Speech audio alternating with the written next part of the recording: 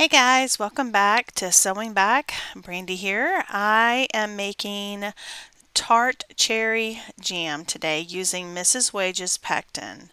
I had started this process and I was going to use fresh cherries, and when I went to go measure out what I needed for the pectin recipe that comes in the box of Mrs.Wages pectin, I did not have enough fresh cherries. So then I kind of got the idea, well, I could mix some of these frozen ones that I had.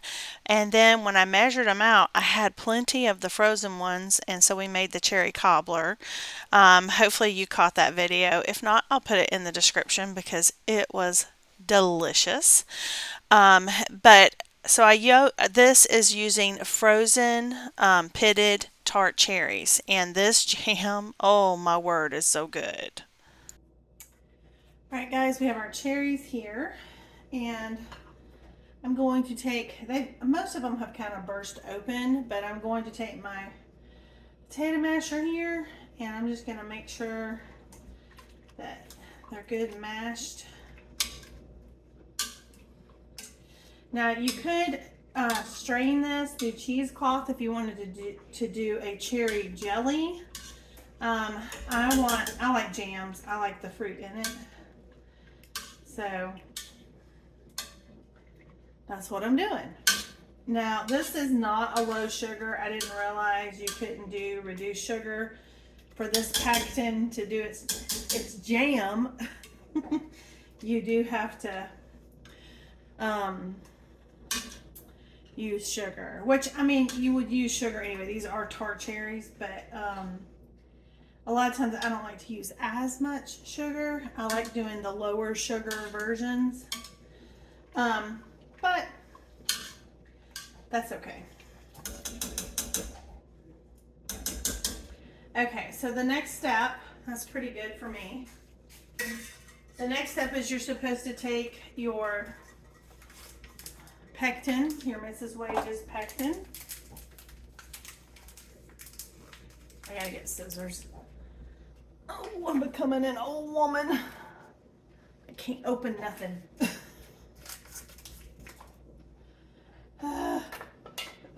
Okay, so we're gonna put our pectin. We're gonna put it in here. And we're gonna mix it up. And then we have to bring this up to a rolling boil, meaning that you can stir it and it's still boiling, okay? And when we get to that point, we're gonna add in, it calls for the sour cherries, it calls for 5 cups of sugar. And I have that pre-measured out here. I also have a pat of butter. The butter will help with the foaming. Some of these box things will tell you that. Some of them don't say that anymore, but it's not going to hurt anything. They'll also tell you you can skim off the foam, which you'll see in a few minutes. If you skim off the foam, put it in some milk. It's delicious. Don't ask me how I know. But a lot of people just can it in. It's kind of up to what you want to do. So this is just the fruit. Now I think too, if you were doing a jelly, you would add some lemon juice to this. You don't have to do that with the jam. And honestly, this is tart enough. I don't think I would want to. So we're going to get that coming up, and then we will put in, if you want to know what 5 cups of sugar looks like, there you go.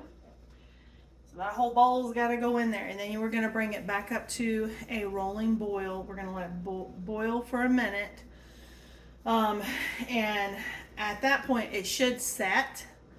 You should be able to see that it coats the back of a spoon. And at that point, like I said, when it foams, I'll put the little butter pat in. But after that, you just put it in the jars. 1/4 of an inch of headspace. That is just this first stair step, so you don't have to leave a lot of room. And lids and bands. I'm doing some jelly jars, and I'm doing a couple pint jars because that's what I have. And I think this is supposed to make 5 to 6 pints, so we'll see. I actually saved this little jar. It's clean and stuff. If I have any extra, I'll put it in here, and this will be fresh eaten. I won't can that. And I got my vinegar over there, my funnel. So I'm ready to get this going. So I will speed this part up.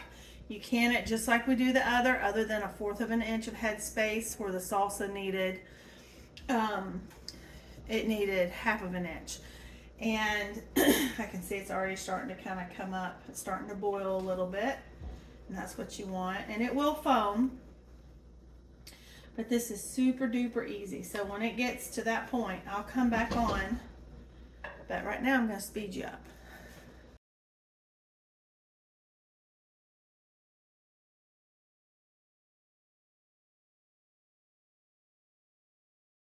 You can see it's boiling, and I'm stirring it, and it's still boiling, okay? So we are going to add, you don't want to overdo this part or you'll mess up your pectin. So we're going to pour in our sugar.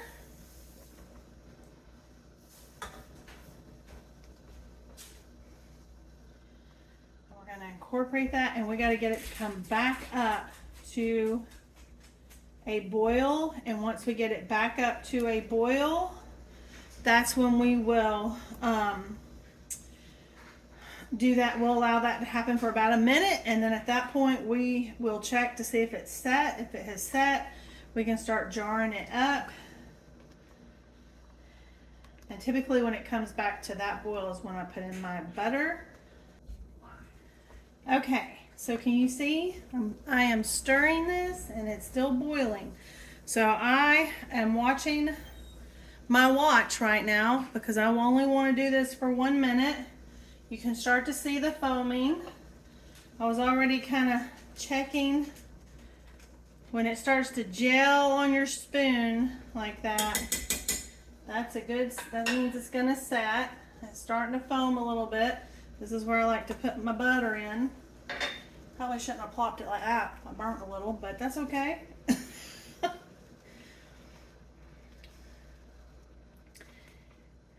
So this is almost done. And then I will turn it off, and you want to start getting it into the jars because it will set. And once it's set, you want it, this should move.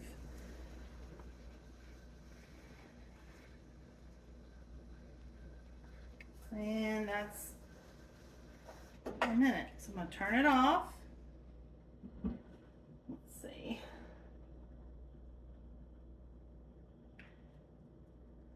That looks good to me. How it's coated that spoon, that looks good. Now some people put it in the refrigerator. Some people put their spoon in the freezer and then do it. You can do that if you want. I've done this enough that I feel good about that. So we're going. All right, so now I'm gonna scoot you back so that I can get my jars out and we can start doing this. We can get done. Okay guys, now it's time to jar up our hot jam. These jars are hot. They came out of my boiling water in my canner. And so we're just going to scoop in enough of the cherry jam to leave 1/4 of an inch of head space, which is the first stair step if you have one of the tools, the canning tools. Honestly, you don't have to have these tools. Now, the one thing to get it in and out of the hot water you do want, there's no way around that one. But the other stuff, you just kind of get a feel for it. But they are handy, and I still use mine. And I've been canning jams and stuff for over 20-ish plus years. So, but anyway, so I have got all of these canned up, and one thing about jams are they're very sticky because of the sugar content. I'm just checking my headspace. I still will debubble, and I'm just using a plastic knife. I don't use a metal knife, and I usually prefer a wooden chopstick, but I'm out and I just need to get some more. Um, but I still debubble everything, and then I want to wipe the rims really well with some white vinegar, and this is so that I get a good seal as I'm water bath canning these. Again, you don't need a big canner to water bath can jam and stuff. You can do this in a stock pot. Just put a towel on the bottom. Totally works fine. These need to process for 10 minutes in rolling, boiling water. And at that point, you take them out, you let them rest for 12 to 24 hours, take your bands off, and label them and put them on your shelf. Okay, you need 2 inches over your biggest jar. So I may have to add some water. And you don't start timing it until it's boiling. I probably will have to add water. It's enough for the jelly jars, but not the pint jars.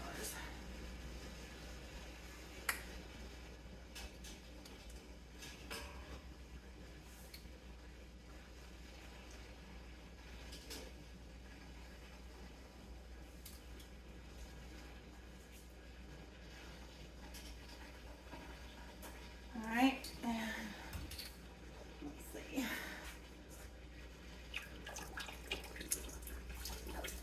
So I can turn this up.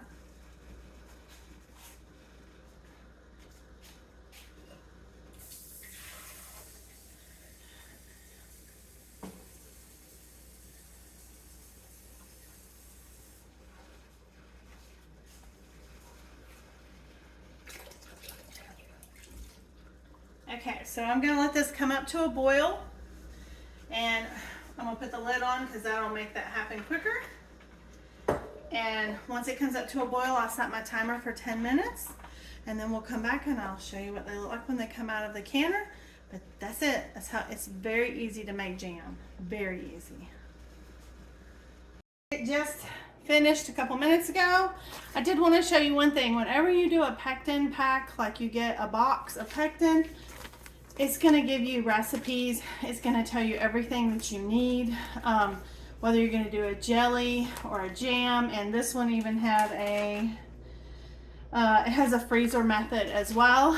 And so you'll always get one of these in your box. I've done Sure Gel. I've done Pomona's pectin. I've done, hers is a little bit different because the citric acid is kind of a separate thing. And now I've done Mrs.Wages. So, and I've also done it where you don't use pectin, you use the tannins, like when I did muscadine jam, that one has enough tannins to make its own pectin. So I've actually done that where I didn't have one. So anyway, let's pull these out and see how these look. They're very dark and it's late, so it's just gonna look really dark. I can tell you it's very delicious. That will be amazing on some plain Greek yogurt. And especially, ooh, that would be really good also if I do my cherry granola. I'll do a tart cherry granola. That would be really good. And I'll just let these sit overnight just like I am with my peach salsa. And tomorrow we will clean the residue off of the jars. I know these will, they probably both will have it because they both were a little sticky. And so if I would have had all jelly jars, I would have gotten, I probably would have gotten 10 because I filled up that other jar and I had just a smidgen left. That's how I know how well it tastes.